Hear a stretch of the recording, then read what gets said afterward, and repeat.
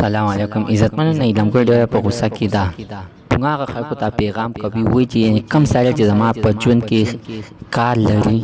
او زما په ژوند باندې خبرې کوي اسنه هغه کسانو ته زما عمده پیغام دی وایي عزتمن چې دا کم پیغام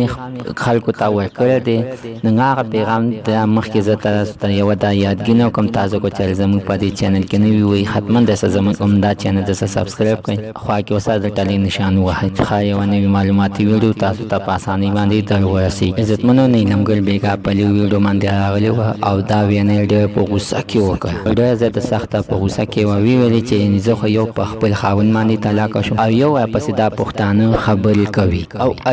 عجیبه خبرې راپسې کوي او عجیبه پوی کنډې راپسې کوي عزتمنو نه علم ګل وایي چې د خاوند چې دی یعنې زه نو مخاطمات طلاق راکړی دی نور خلکو ته وایي څه تکلیف دی صحیح خبره کوي ځکه چې دا یې نه وه خوښه دې ته طلاق ورکړو بله جینۍ یې خوښه وه هغه جینۍ سره یې واده وکړو نه علم ګل